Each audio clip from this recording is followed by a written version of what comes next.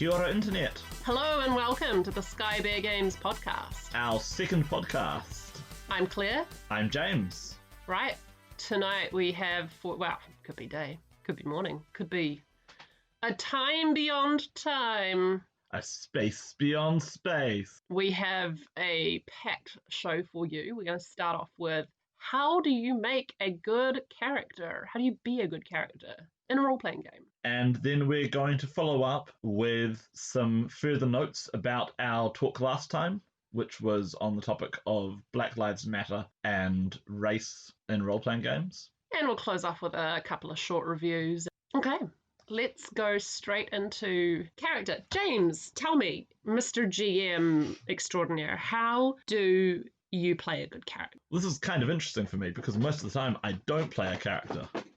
The scratching you can hear in the background is our cat going nuts, chasing a toy around. But anyway, carry on. Anyway, over the years, I have played a number of characters, and as a game master, I have seen a lot of characters, and I have seen the same excellent characteristics repeating, and I have also seen the same mistakes repeating. And a lot of those mistakes I have seen repeating because I've made them myself. And I think it's true that for a lot of these things, you have to make the mistake yourself before you know what you're doing. And I too have made a lot of mistakes, and so I'll be pitching in a little bit here, but I've got way less experience than you, so I'm going to defer to you for the most part. We have boiled it down to what we think are our 5 essential points for making a good character in a role-playing game. Sweet. Hit me with the first one. So the first one we've got is you are responsible for your character. Okay. And I think this is the most important point of all. Yeah, sure. So what this means is I have seen the worst characters are the ones who act obnoxiously, but then the players will say, this is what my character would do. Oh, yeah. Yeah. And we've all seen some of them. I can think of several convention games and store games I've been in where you will get someone who is just a terrible, terrible character, but that's my character. Yeah, they go, these are my guns and I'm sticking to them. And it's like, you are making these choices. You chose to make these decisions. What sort of obnoxious behaviours are we talking about here?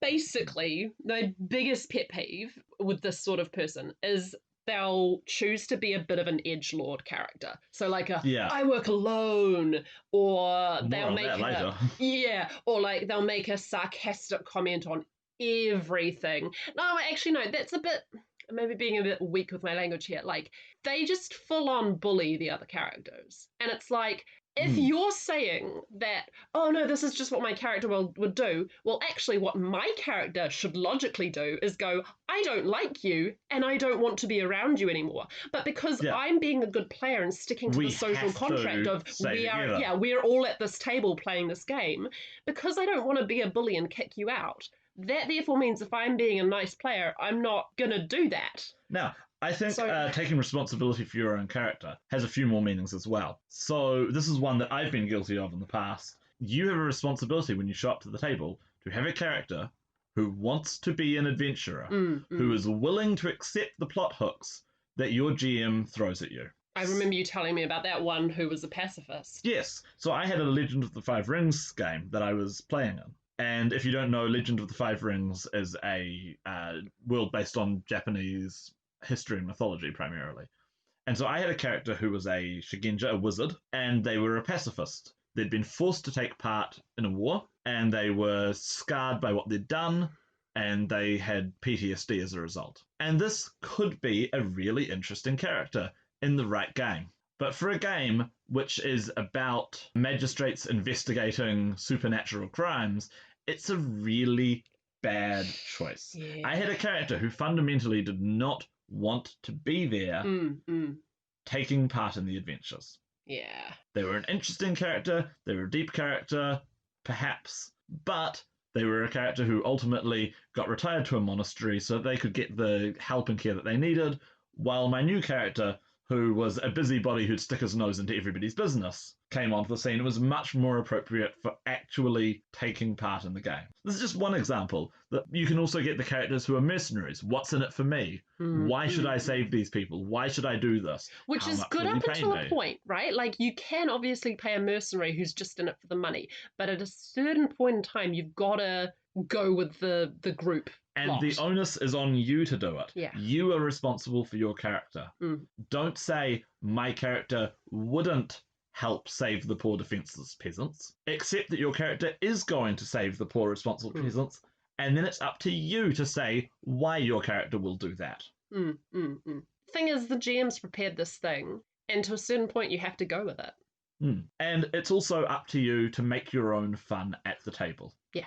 It won't always be your turn to be the centre of attention. Quite often, particularly in a large table, sometimes it can be very hard to give everybody their moment in the spotlight every session. And so it's up to you to find things that your character finds interesting, to do interesting things at the table, to make the interesting choices. Now, here's one. I have a friend who's a wonderful role player, and he missed a session, so we had a session with him, with just his character and Claire, your character, in which there was a case of mistaken identity. Oh no, I was playing an extra character. Oh, you were, weren't you? Yeah, you were just a random sidekick. Yeah. I had so much fun. It was such a good event. So the whole idea was meant to be that he would go from place to place. He was playing a knight, and he found another knight who had the same coat of arms as him, by a pure coincidence. And he decided to do the most interesting thing. And when people asked him if he was this other knight, he said yes. It was so It was funny. hilarious. It was really funny because he chose the most interesting option. The whole session was the funniest role-playing session I think we've ever had.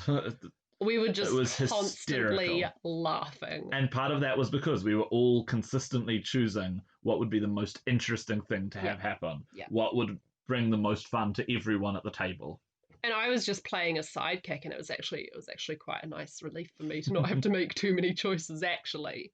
Which is actually something that I'd like to just put a little side note in here. It's like, yes, sometimes, make your own fun and be interesting, but consider sometimes that, like, you're not necessarily the main character at every given point in time. You're at a table. Sometimes characters should be sidekicks. This leads into the second point we've got, Okay. which is to be a team player. Yeah.